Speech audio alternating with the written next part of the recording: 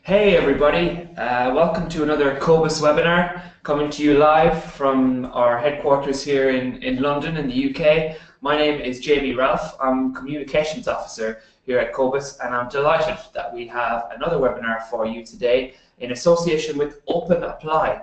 They're one of our valued supporting members. And today's webinar is titled Achieve Your Admission System's Full Potential.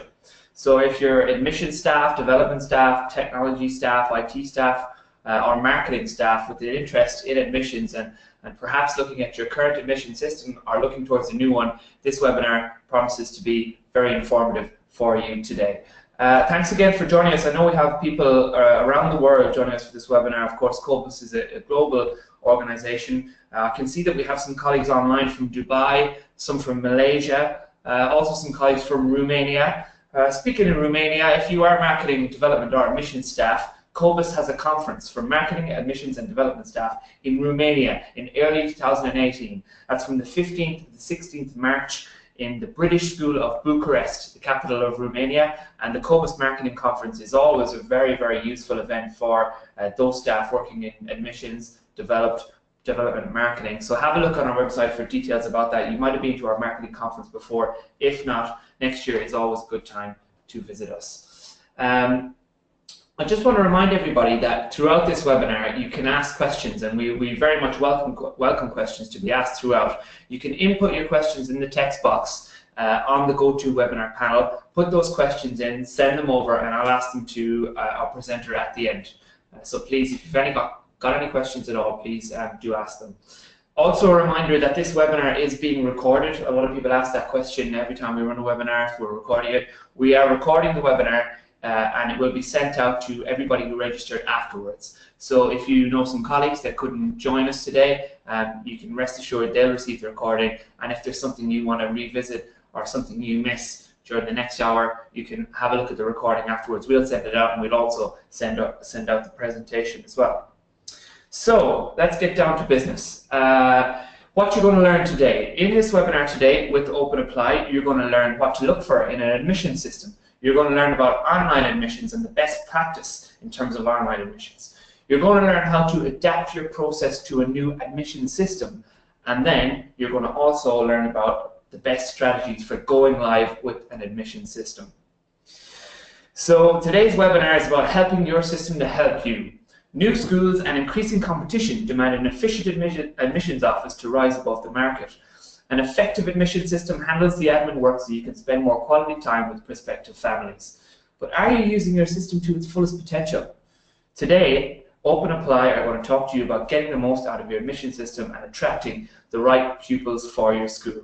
A little bit about our presenter today. Our presenter today is Mackenzie Hoverman, and she's the Open Apply Director at Faria Education Group, a leading provider of information systems for international schools, currently supporting over 2,300 schools worldwide.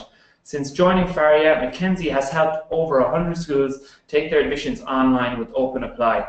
She's worked with hundreds more through conferences, workshops, and publishing the International Admissions Bulletin, spreading admissions best practices throughout the international schools community. So without further ado, I'd like to introduce you now to Mackenzie, who's going to begin today's webinar. Hello, Mackenzie. Hi, Jamie. Hi, everyone.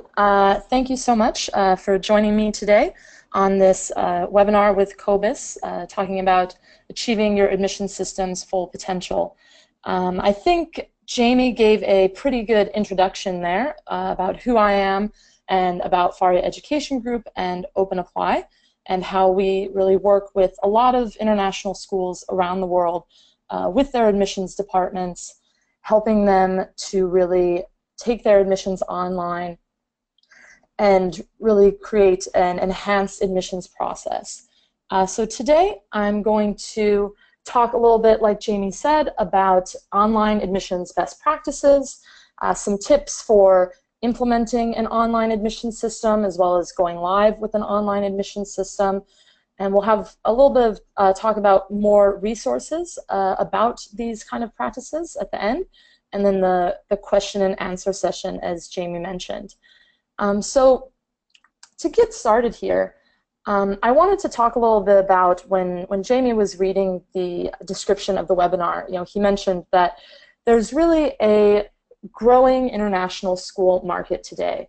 I wanted to show you guys this research here from ISC Research that shows that, you know, in 1960 there were less than 60 international schools around the world.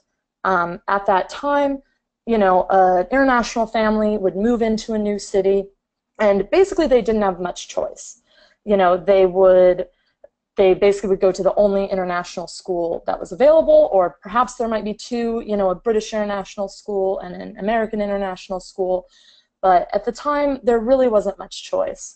And the role of admissions was often really just admin related, you know, collecting some documents, making sure you had all the medical information, passport copies, things like that.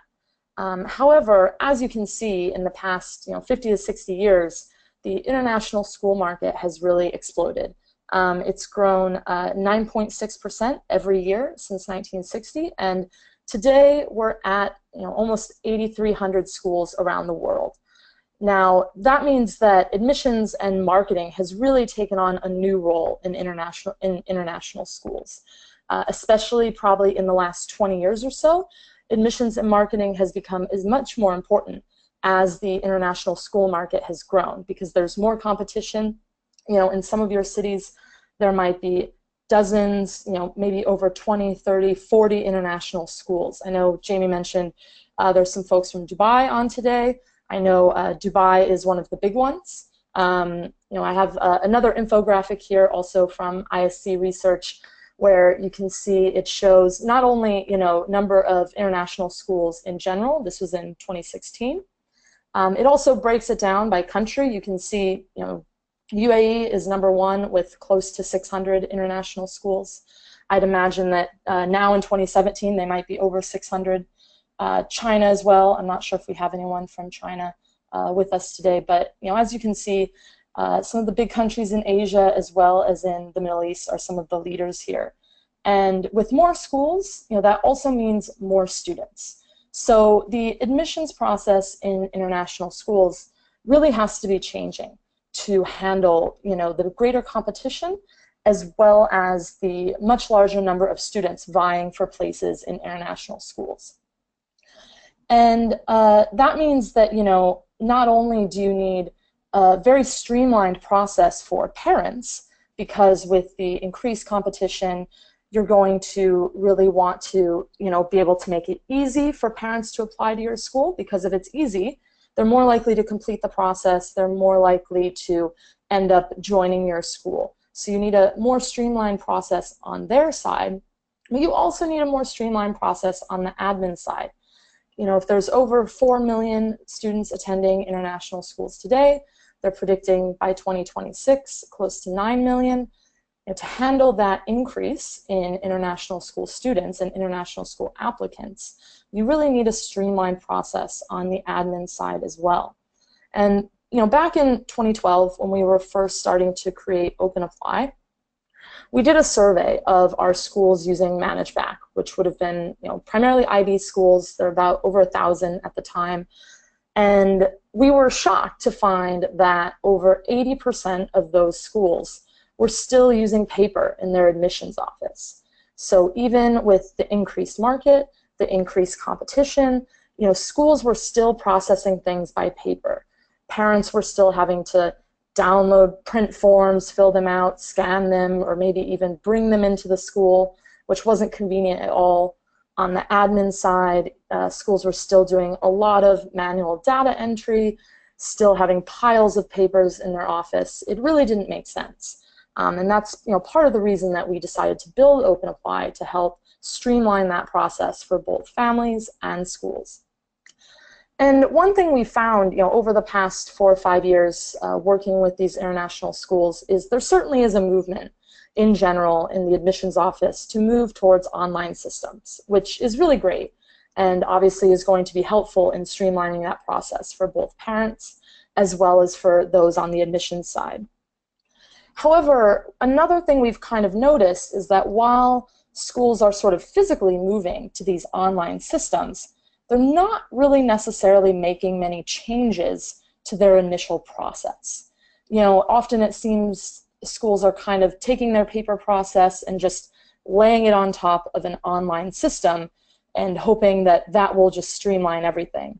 And really what we've come to realize is that you really need to make a transformation from a paper process into an online process. You really need to think about how you can change things, how you can most effectively and efficiently use that online system to streamline the process for parents, bring in more applicants, bring in more students, and streamline the process on the admissions side so that you can handle the increases in applicants and students. So the first thing that we're going to kind of go over today is online admissions best practices.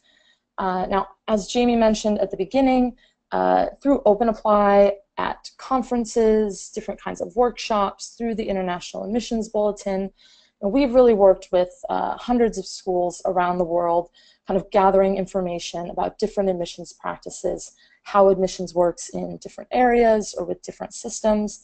And so I've kind of put together some main categories of best practices for you, and then some of the key points in each category. So the first one I came up with is accessibility. So obviously for a streamlined process for both parents and admin, your system needs to be accessible. So my first point, when, where, and on which device. I think in 2017, it's quite obvious an admissions system needs to be accessible from everywhere. Parents need to be able to access it at home, at work, anywhere. They shouldn't have to come into the admissions office. And on your side, on the admin side, a lot of admissions officers travel for their work, and you need to be able to access the system from outside of the school.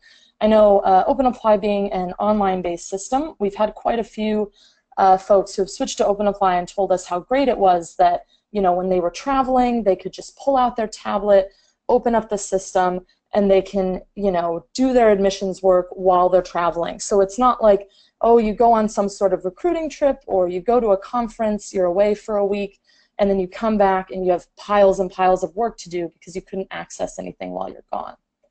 And the other thing to highlight with that point is the which device. So again, in 2017, families are really moving to mobile. Jamie mentioned we have some folks joining us from Malaysia.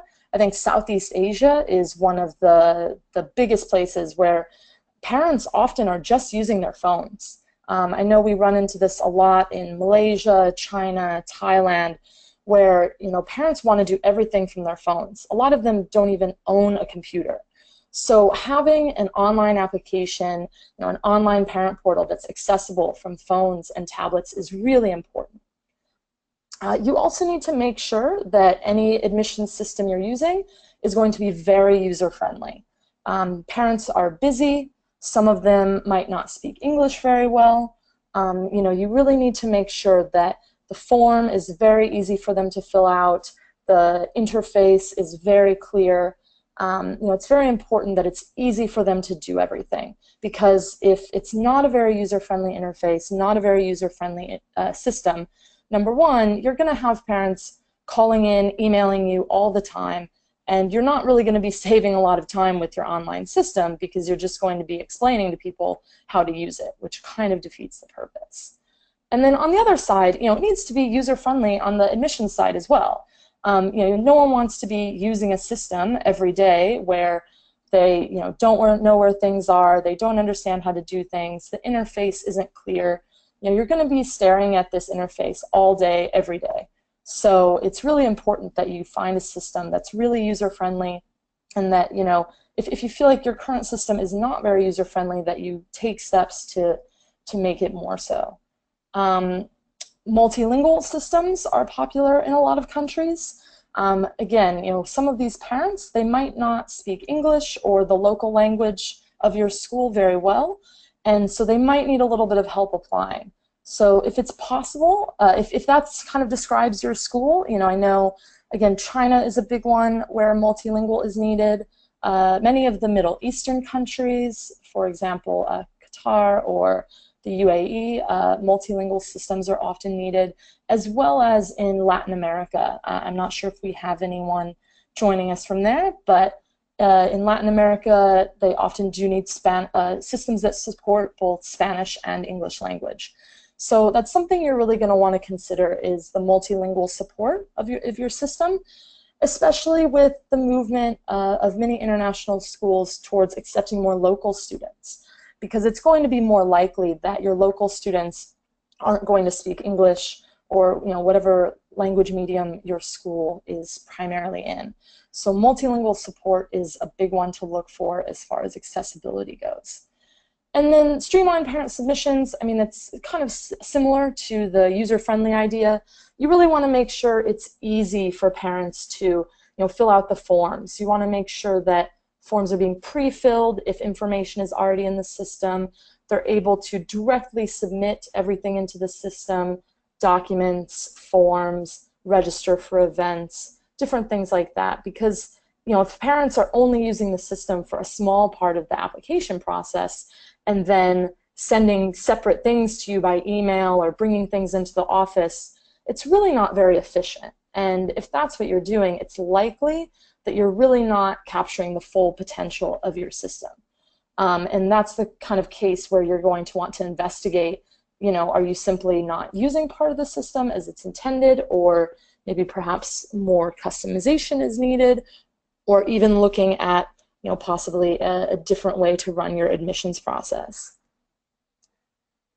The next kind of main category here is communication. So obviously, an admissions system, you're going to need to be able to communicate very easily, not only with the parents, but also with internal communications. So some keys to a good admissions system here are bulk messaging capabilities. I'm always amazed at the number of schools that we speak with who are still using, number one, still using paper, but also who really haven't taken on a lot of, anything really that helps with bulk messaging. We speak with quite a lot of schools that are still individually following up on, every single inquiry, every phone call, every email. And really, if you're a small school, you only have maybe a couple new applicants a week or 100 a year or something like that, maybe that's possible. But if you're a big school, you're getting hundreds of applicants a year, maybe 1,000 applicants a year, individually following up on each one just really isn't very feasible. So bulk messaging is definitely a key. And the thing is, some of you might be thinking, oh, bulk messaging, well, that means I have to make the email really impersonal. It's really not what we want to do. We want a personalized process. We don't want parents to feel like they're just a number. And obviously that's true. Many parents are still looking for a very personalized process, so you don't want to take it to the extreme and be sending emails like "Dear Parent." However, what's really great is that most systems these days that have bulk messaging capabilities are also going to have mail merge, which means that you can pull information directly from your database into your messages. So you might put something like "Dear," and then a little field that's parent name or something like that. And then that field will pull the parent name from your database into the message. So bulk messaging always needs to go along with mail merge capabilities, and that's something to definitely look for in a system. It's a great way to follow up on inquiries, to let them know about upcoming events at the school, to let them know about, application deadlines or test dates, things like that. As far as communication goes, lead tracking is also a big one. So any of these inquiries or applicants that are coming into the system, you really want to be able to keep track of them. How did they hear about your school is a really important key information to know. Now, with online forms, any good system, any decent online system with online forms should be able to allow you to have these kind of customized fields where you can ask those type of questions. How did you hear about our school? And different kind of marketing questions like that help you track where your leads are coming from, where you're able to invest more marketing budget, the places that are giving you the most leads and the most applicants and eventual enrollments. So lead tracking is really key. You want to make sure that your system is able to track where people are coming in from, how they heard about your school, and then track them through the entire process. So you can see that, oh, these applicants that came in from referral from a friend, they're the ones going all the way to enrollment. Whereas the ones who are seeing our ad in the magazine might be calling us up, but they're not actually following through with an application. So that's something that an online system really allows you to do quite easily, and it's really important that any online system you choose has that type of capability. And then last here, but certainly not least, is the internal communication functionality. So, any online system should be able to help you internally communicate quite easily. You'll want to be able to leave notes on applicants that can, be sort of sent to other team members so they can see what's going on. You want everyone in the team to really be able to see, all the correspondence. So previously, if you weren't using an online system, or if you were maybe now if you're using a system but not really tracking internal communications, that's something that you really want to look for. For example, if let's say you're emailing with a potential family, and you're having a conversation, maybe your colleague, your other admissions team members are kind of aware of it, but they don't really know all the details. And then maybe you take vacation or you're sick for a couple days, and that family calls in. You need transparency so that your colleagues in the admissions office know what's going on. So hopefully you would have a system where you'd be able to track that correspondence and it'd be transparent for everyone on the inside, so that everyone can kind of know what's going on with each applicant. And remember, you guys can definitely ask questions, as Jamie said, through the GoToWebinar panel. So if you do have questions as I'm going along, please do make sure that you're writing them down so we can answer them at the end. The next part I want to talk about is data. So one of the big advantages of an online system is that kind of automated data collection. So parents should be inputting the data online directly into a form, and that should be going into some sort of database on your end. And then that really should eliminate most of the manual data entry for admissions officers. And I think this is the part where a lot of people kind of feel like the elimination of the manual data entry takes such a large amount of the work away from admissions that people kind of think, oh, well, as long as my system can do that, then that's it. And that's where they're kind of copy-pasting that paper process onto the online process, because they're thinking, well, as long as I'm not doing manual data entry, I'm saving time and everything's great. But you don't want to get stuck in just eliminating that manual data entry. And you also want to make sure that your system is really fully eliminating that as much as possible. I know I've talked to a lot of schools that they do use an online form, but then that online form goes into an Excel spreadsheet and they're still having to copy paste everything into their SIS. Or they're using an online form for the inquiry or the application, but they're still collecting things like medical information or teacher recommendations, other supplementary forms kind of offline. There's still paper forms that are being scanned in or brought in. So they're still doing data entry in that way. So you really want to make sure the system you choose is really eliminating that manual data entry as much as you can. Now, you don't only want to be able for the information to easily go into the system, you also need to easily bring it out. A lot of systems we'll talk to people that are using systems where the parents put everything in, but then if they want to kind of take something out of the system, maybe they want to manipulate the data outside or they want to share it with a colleague, it's really not very easy to get the data out. And that's really not very useful for you, because even systems with the best reporting tools, the best analytics tools, probably still are not going to meet all of your needs in that regard. So you want to make it easy on yourself, make sure it's easy to remove the data that you need. Now, speaking of built-in reporting and analytics tools, you're also going to want to make sure that you do have at least some of those tools in your system. If you have to take everything out every time to manipulate any data, that's really not saving you that much time. It's not that useful to you. And then the last thing regarding data is really the security and privacy. So any of our friends in the EU are probably looking towards the GDPR. coming out in 2018. It's a big movement towards greater security of systems and greater privacy laws in the EU.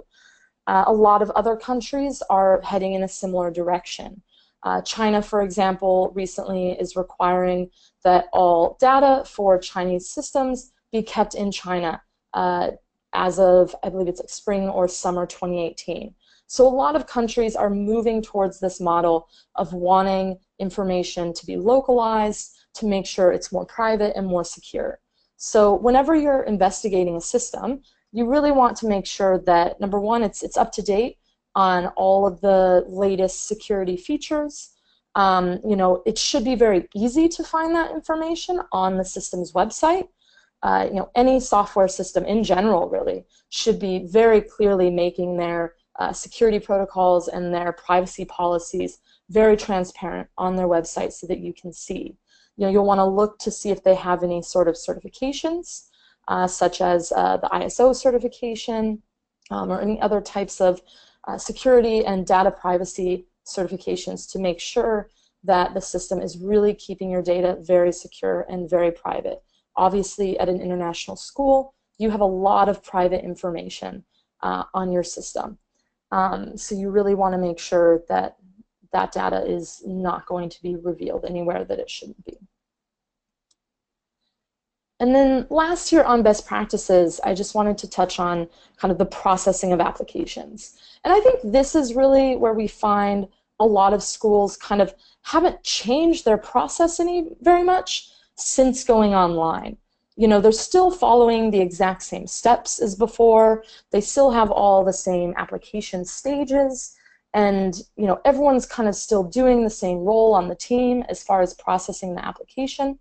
And this is where you really want to look if there's easier ways to do what you're doing. You know, easily tracking status in the system is very important, tracking which stage the applicant is at. And you might want to think about it, you know, previously when you had a paper process, you might have needed to really clearly mark with maybe like color coding or sticky notes or certain file folders the status of an application or the like really specific stage where it's at.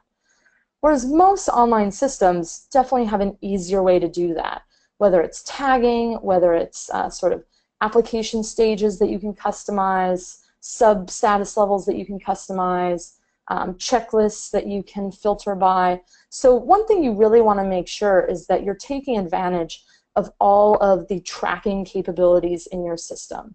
You know, searching and filtering kind of goes along with this. So you want to make sure that you're really in the most efficient way possible, tagging your applicants or, you know, marking your applicants in the easiest way to filter them.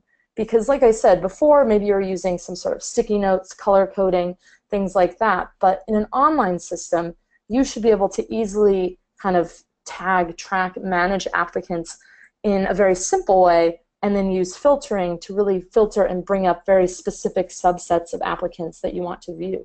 Or you should be very easily be able to search for those applicants. You know, make sure you can search by first name, last name. Make sure you can search the parents. You know, how many times have you gotten an email that says, oh, I have this question about my son's application, signed mom with completely different last name from her child. You know, you want to make sure that not only can you search the students and the applicants in the system, but that you can search the parents as well or other, you know, guardians, so that it's very easy to find anyone at any time in your system. Because part of the reason of going online is to make that kind of thing easier. You know, when you're using paper documents, storing things in folders, it was much harder, I'm sure, to find specific applicants or specific groups of applicants. But an online system should really be making that process much more efficient. So that's something you want to look out for. Then the other two things here real quick are like task management. You want to make sure your system has some sort of automated to-do list or, you know, way to track when you need to follow up with certain applicants or do certain things on certain applications. And then being able to review the applications online is important as well. You know, if you're collecting all the data in a system, but then you have to remove all of it to review, that's really not a very efficient process. You know, you want to make it easy to review online, easy for other team members to be able to use the system and view what's going on. So now that we've talked about some best practices, what I would encourage everyone to do is really take a good look at your system, reflect on it, think about what your pain points are. Are some of these best practices that we talked about, are they major issues in your current process or your current system? And kind of think about, well, what's causing this? Is it something I can change? Is it a way you're just not using the system in a certain way, in the most efficient way? Is it something that can't be changed because maybe it's a legal requirement that you do it a certain way or something like that? And then once you've kind of figured out these pain points, figured out which ones can be changed and which can't, then you'll want to move on to fixing those. So that's kind of what we're going to talk about next, is tips for implementing a system or tips for implementing changes in your system. And again, if you had any questions on the best practices, please feel free to ask those in the GoToWebinar panel. So the first thing when you're implementing a new system or you're implementing changes to a current system is you want to make a plan. I mean, it sounds kind of obvious, but a lot of people, they just kind of try and wing it. They don't have much of a plan, and then they don't end up really doing much. So you want to create a timeline. If you're switching to a new system, make sure you find out from the new provider, how long is it going to take to switch? Figure out, where in your admission cycle do you want to switch systems, or do you want to make improvements to your current system? Obviously, we'd recommend at a slower time. Making big changes or switching systems in the middle of a very busy period is really going to be very difficult. However, you really want to try and focus on making those changes before the busy period. Otherwise, you won't be able to utilize them when you're taking in the most applicants. You want to think about, who needs to be involved with your admission system. Obviously, admissions. IT is likely as well. Many schools, the head of school reviews applications, so you'll want to make sure that they're involved as well. Possibly finance, if your system is going to be handling billing.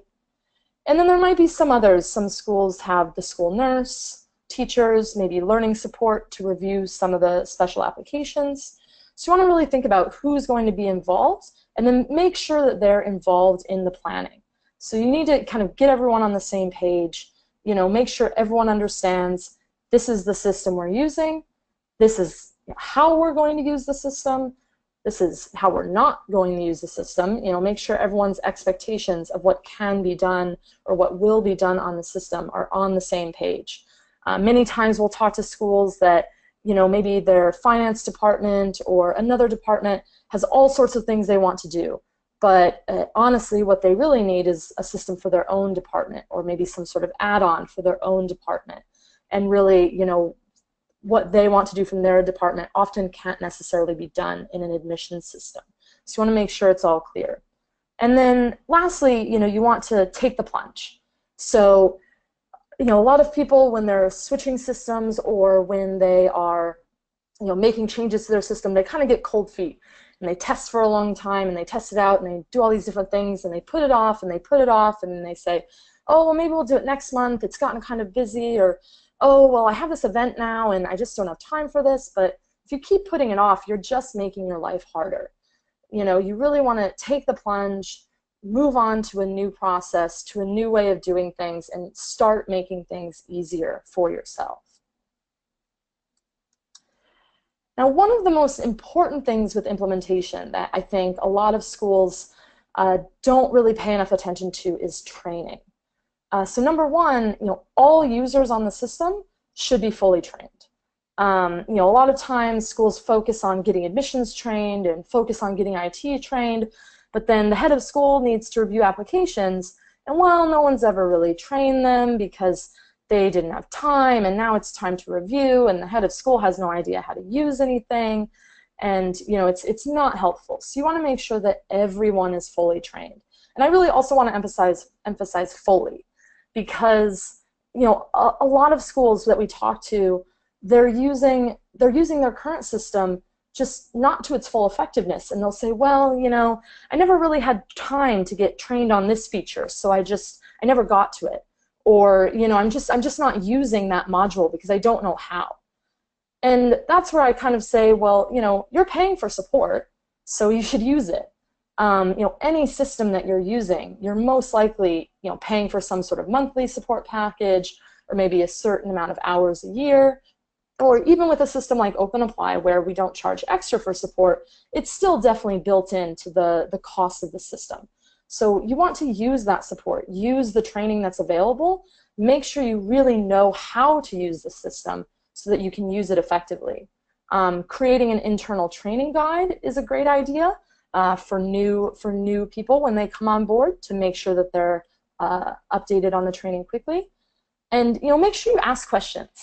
Again, we often talk to schools that they'll say, oh, well, we can't do this in the system. And it's like, oh, well, no, actually you can. And we'll explain to them how to do it. And it's like, if they never ask us the question, then they're just not going to know how to do it. So, you want to make sure that if you have that support, if you're paying for support, you're using it, you're asking questions, you're making sure that you know how to use the system. Because if you have a really powerful, great system, but you only know how to use the basic parts, you're never going to use it effectively, and it's not really going to help you streamline your process. And then lastly, with implementation, as I've kind of mentioned throughout the presentation, you really want to think about adaptation. You can't copy-paste a paper process onto an online system. And you really need to, when you move to an online system for the first time, or if you've already moved, but maybe you feel like you haven't necessarily implemented effectively, you really need to take some time and reflect on your process. Reflect on which parts were made necessary from having a paper system, and how can you eliminate those now? How can you actually make the process itself easier? And kind of rethink, now that I have everything online, now that I have a database at my fingertips, how can I really utilize that? As in the picture, you're not going to be able to put that square peg into the round hole without kind of breaking off some pieces, without making some adjustments. And that's something that's really necessary when you move online. Something that a head of school said very recently at a workshop we had was that when moving from paper to online, the admissions role really changes in the process, because the admissions role goes from really just managing data entry, entering application information, making sure that there aren't mistakes being made, to managing data integrity, making sure that the data the parents are entering is correct, making sure that it's staying correct throughout the process, double checking that the things that parents are giving you is right, the documents are right, everything's working properly. So you really kind of have to have a new mindset. You're not entering in the data anymore. You're managing its integrity. You're making sure that it makes its way from your admission system to your school's SIS or LMS finance system, etc. And then the last thing here is, you really want to stay informed of upcoming improvements and changes in your system. So most online systems providers, they'll do updates at least once a year, some of them a few times a year. At OpenApply, I think we do updates and improvements at least every month. So you really want to make sure you're staying informed of that. Most systems will announce it on their blog. So if you are using a system, I really encourage you to subscribe to that system's blog. Especially if any of you are OpenApply users, please subscribe to our blog. It's very important to stay informed. And I think most companies do that. They put out their updates in blog form, or possibly send out emails. Make sure you're paying attention to those and you're not just deleting those emails, because you could find out that, hey, something in the system is becoming way easier, or some process that I've really wanted to use is now available. And you're not going to know if you're not looking at those emails, if you're not subscribing to the blog and doing what you can to stay updated on the system that you're using. Now, before we move to the question and answer part, I just wanted to let you guys know about some more resources. When we first started creating OpenApply back in 2012, 2013, we went out there because we wanted to learn more about international admissions and what the process is, how admissions officers, do things, what were their needs. And so we kind of looked around for what resources there were for international admissions officers, and we found that there really wasn't a whole lot at that time. We wanted to go to the international admissions officers events, and there weren't really any events. We wanted to find the blogs or the websites or the magazines regarding international admissions, and it's something that we just really couldn't see. So one thing we started doing is we started running our own events, conferences for admissions best practices, which involve both OpenApply users and folks using other systems or paper processes as well. You know, it's just a great way to connect with other international admissions officers and really, you know, find out about admissions best practices. We also run certificate courses led by Catalina Gardescu at the American International School of Bucharest in Romania. It's a 2-day course for those who are new to international admissions. They'll learn about best practices and different processes that are unique to the International Admissions Office. And there's some other great organizations out there that have events as well. You know, Jamie mentioned the COBIS event, marketing in Romania this year in March. I actually went to the COBIS Admissions and Marketing Conference this past year, which was in Tokyo. It was an excellent conference. It had, you know, participants really had a great chance to network, had a great chance to find out about best practices, share with other schools what they were doing, find out what the other schools were doing. So I really encourage you to look into admissions events, you know, see what different organizations are offering. There are a lot more out there today than there were back in 2012, 2013. You know, if your school has a professional development budget, make sure you're using it. If they're telling you that it's not available for admissions, you should tell them that they're crazy, because you're the ones, you know, bringing in the tuition dollars, bringing in the school's revenue, really, for most of your schools. So if anyone needs, you know, should be able to use professional development, it should be you guys. And the other thing I just want to mention is the International Admissions Bulletin. I've kind of mentioned it a couple times throughout the presentation, but it's a magazine that we put out twice a year. It's over 60 pages of content, articles submitted by other international admissions officers. There's, you know, best practices, roundtable discussions, resources, things like book reviews, conference reviews, international school news. Many of you might have received it recently in print. We do publish it and send it out to schools for free. You can also find it online at openapply.com/bulletin. And I encourage you guys to take a look. There really are a lot of great resources in there and a lot of great articles from international admissions officers around the world. So I think that's about all the time I had. I know we do want to have some time for question and answer, so I'll hand you back to Jamie over at the COBIS head office, and he can start giving us some of those questions. Thank you, Mackenzie. That was really useful. I think that everybody who attended today will have a look at their admissions process and their admission system with fresh eyes, and maybe review their current processes and think, you know, about what the future holds for their admissions office.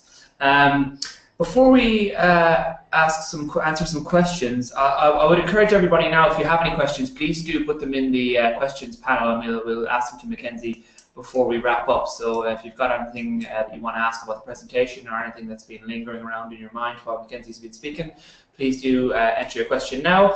In the meantime, I want to tell you a little bit about our next webinar, which is next Thursday, the 2nd of November at 1 p.m. UK time. And the next webinar is called Perfect Assessment for Learning: Practical Strategies for Boosting Both Engagement and Progress Through Formative Assessment, which is also known as Assessment for Learning. That's in association with VIMA Education. It's an introduction to the key principles underpinning best practice in formative assessment, and it'll be they'll explore the big 5 principles underpinning genuine pupil progress, low preparation and high impact strategies for busy teachers, including activating learning intentions, quality success criteria, classroom discussion questioning, and activating learners as owners of their own learning, and resources for each other. So we'll send an invite out this afternoon for the next webinar. It's mainly aimed at teachers, support staff, senior leaders. So if you have some colleagues who would like to join us to learn more about assessment for learning and formative assessment, please let them know about our next webinar. Okay, let's see. We've got a question coming from Jane for you, Mackenzie. And Jane says, what are your thoughts on ISAMS and how would you differ? Ooh, I'm sure you're happy to answer that. So that was thoughts on ISAMS and how does OpenApply differ? Yep. Okay, so ISAMS, it's actually interesting that you mentioned that, because ISAMS is our SIS partner. So we work pretty closely with them. We've recently released an integration between ISAMS and our learning management system, ManageBack, and we're currently actually working on an integration between OpenApply and ISAMS. with the help of iSAMS, of course. And really, the iSAMS admissions module, it has some similar features to OpenApply. There are some online forms available, some waitlist features, some checklist features. However, it simply isn't going to offer the same kind of robustness in the admissions area. Just as far as, OpenApply, for example, has really dynamic checklist capabilities. You can have different checklists by program, different checklists by stage in the application. So you have a lot more dynamic capabilities in that area. So especially for some of our bigger schools or schools that have a more complex admissions process, OpenApply is just going to have more robust features there. You can also do re-enrollment in OpenApply, completely automated. And just some of those other really admissions-focused features, you're going to find more of them in OpenApply. iSAMS is great as an SIS and does have a useful admissions module if your process is fairly simple and you're really just looking for those kind of basic checklists, basic form capabilities. But if you're looking for something a bit more, OpenApply is probably going to be a little bit better for your school. Thanks, and Jane, who asked that question, just followed up and says, what about the main differences? What about dynamics? Oh, sorry. So I was saying that OpenApply has a lot more dynamic style checklists. So for many schools, you have an admissions checklist. So maybe you have different checklists for like early years versus middle years versus the secondary school. Maybe you have different checklist requirements for an inquiry versus an applicant versus a student that you've offered a place to. So OpenApply has very dynamic checklist capabilities. You can kind of change checklists based on all those different categories, whereas iSAMS, it's much more basic checklist. I think the form capabilities are a bit more basic. OpenApply has quite a lot of different form options, application form, inquiry form, supplementary forms, teacher recommendations, re-enrollment, as I mentioned as well. So it's just made to handle a more complex process, whereas iSAMS can cover a lot of the basics, but OpenApply is really going to give you a lot more robust features. And that's kind of part of the reason why they partnered with us and why they're working with us to create that integration between OpenApply and iSAMS, because they realize that we can offer a product with more robust features for the iSAMS users. Cool, brilliant. Thanks for that, Mackenzie. Geeta is in India and asks, "Hi, we don't have an online system for admission in schools yet. Can you suggest a system for India?" Well, actually, I think it might be kind of obvious, but I would suggest OpenApply. We do have quite a few schools in India using the system, including Oberoi International School, the Jamnabai Narsi International School, American International School Chennai, International School Hyderabad, the Aga Khan Academy Hyderabad. So there are quite a few schools using us in India. I think it works quite well, especially because, as I was just kind of saying, OpenApply can handle a pretty complex process and can handle a lot of applications. I know many of our Indian schools get hundreds, if not thousands, of applications every year. And with that kind of applicant volume, you're going to have a little bit more complicated process. You're going to need a bit more robust features. So I definitely would encourage you to look into OpenApply if you're looking for a system in India. There are many schools using it already there. Great, thanks, Mackenzie. Got a question from Victoria, 2 questions from Victoria. Firstly, she says, how do you justify the cost of transitioning from a paper-based system to a system like OpenApply? And secondly, do you have any schools you currently work with in Nigeria? So justifying the cost, I think if you're truly using a paper-based system, I think it's actually not that hard to justify the cost. Number one, you're probably printing a lot of papers and keeping a lot of papers in your office, that kind of just paper material, number one, costs money. You're probably doing a lot of manual data entry somewhere, because even if your system is your process is paper-based, I'm sure there is still some sort of student database at your school. So you're probably spending a lot of time doing that manual data entry. And one thing we found that schools really appreciate is when you take away that manual data entry from admissions, there's a lot more time for admissions to spend face-to-face time with parents, to spend time on the phone with families, to have events with families, to focus on outreach and marketing to families. So it's like an online system can save all this admin work that you're doing, and that time that you're already being paid for can really, can be used to add value to your admissions process, to really bring in more parents. And then also, as I was kind of talking about at the beginning, an online process, an online system is really going to streamline your process and make it easier for parents to use. So you'll likely see, an increase in applications. We actually have a school, that's told us before that, OpenApply saw their application numbers increase by 20%. So, and I think a lot of online systems, something similar is going to be true, that, applications will increase when it's easier for the parents to find out how to apply, when it's easier for them to complete the process. You should be getting more applicants, and hopefully that means you'll have more students at your school. So with increases in student numbers, saved admin time, saving money simply on paper, you should be actually saving quite a bit of money by switching to an online system. And for most schools, they find that it really, it justifies itself, and they're probably, in the end, actually saving money, even though now they're kind of more, they're seeing it more directly being paid somewhere, but it's, being saved or being earned back by the increase in applicants, the increase in students, the saved money on paper. And then in Nigeria, I don't believe OpenApply is working with schools in Nigeria. We do have quite a few schools in Africa. The Aga Khan Academy in Mombasa, the International School of Lusaka in Zambia, the International School of Dakar. We work with the American School of Angola, which is just recently opening, Tema International School. So we work with quite a few in Africa, and we actually are planning on being at the ASA conference in Nairobi, which I believe is in March. So if Victoria, if you'll be there, we're certainly happy to talk to you then or before if you have any questions about online systems in Africa. Great. Thanks, Mackenzie. We've got a few more questions come in, but I don't know if we'll have time for them all.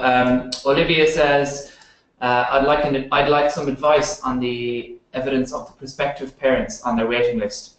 We don't use an online system yet, but definitely could make a difference and make our lives easier. So you want to know about online systems and waiting lists? I guess, yeah, advice on the evidence of prospective parents on the waiting list. Is that to do with reporting, maybe? Reporting on prospective parents on the waiting list? So an online system, should make your waiting list a bit easier to manage. It certainly depends a little bit on how complex of a waiting list you have, what system might be best for you. But most online systems, you can assign students to certain categories, certain priorities, and sort a waiting list that way. You can give scores and sort waiting lists. I was talking about searching and filtering. Typically, you'll use those to kind of section out your waiting list and then easily see when you have, a spot open in grade 3 that needs to be filled by a priority 1 student. You can kind of easily filter for that type of applicant and then fill that spot from your waiting list. As far as reporting, most online systems do have some sort of conversion funnel reporting.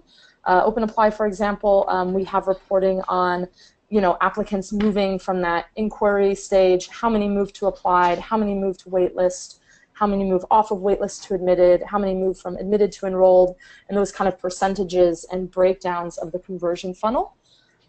So that would also kind of help you with reporting on the waitlist to kind of see how you're moving students to and from the waitlist. Okay, that's great. I'll take one last question. before we wrap up, Susan has a question, and it's going back to the point about ISAMs, Mackenzie, and Susan says that we use ISAMs for admissions. What I'm not clear on yet is how we would introduce another system alongside it. Would the data from OpenApply, for example, be migrated to ISAMs? I know you're working on an integration, but how far does that go? So for example, well, the OpenApply integration, for example, is going to be all of the main student data. So basically how it would work is, let's say you have an applicant in your OpenApply system and you've admitted them and now you're ready to enroll them. So you would enroll that applicant and it would create an account for them and their parents in ISAMS, and it would link them together in ISAMS. And then all of that basic student demographic data, such as name, birth date, grade, address, contact info, nationality, and same thing for the parents, that would all automatically transfer into ISAMS. So you're not going to have to do any of that manual data entry yourself. As far as other things, we also are implementing a single sign-on between OpenApply and ISAMS. So any data that does need to remain in OpenApply, or that at least from in the beginning can't be automatically transferred, you can easily switch between the two systems to view that data in both systems. So it'd be like you'd have sort of one navigation bar and be able to move back and forth between OpenApply and ISAMS to really kind of complete the ease of seeing all the information. If you're using a system that doesn't directly integrate with ISAMS, it's not quite as simple. I know we do have a few schools right now who, while waiting for the integration, are sort of have kind of made their own transfer process. One school, I know their IT team kind of created their own process where they're pulling information from OpenApply. In OpenApply, we have automated exporting, and we also have an API which can pull different kinds of information. So the IT team can use the API or use the automated exporting to pull that information out of OpenApply on a regular basis, maybe every day or every week, and then they can push it into ISAMS using different methods. You'd probably need to talk to your IT team about what they specifically have the capability of doing to move information into ISAMS like that, or any system that you're using, really. Brilliant. That's all we have time for, really. Thanks for answering those questions, Mackenzie. I know there's been a few more that we haven't got time for, but what I'll do is I'll send you the questions and you can follow up with the registrants afterwards. And also we'll put Mackenzie's email address in the follow-up email with the recording and the presentation, different things like that. And we'll also put in there a link to the International Admissions Bulletin, which I think will be very helpful for many admissions staff in our schools who've joined us today, and other colleagues who didn't get a chance to join us and who may look at the recording. So on behalf of COBIS, Mackenzie, thank you for your presentation today. That's been really, really useful, and I hope that everybody who joined in found it interesting, and I'm sure you've got a lot to think about now after the webinar. So have a great week, everybody, and hopefully we'll see you for a COBIS webinar again soon. Thank you. Bye-bye. All right. Thank you so much, Jamie. Thank you, everyone, for joining. Bye-bye.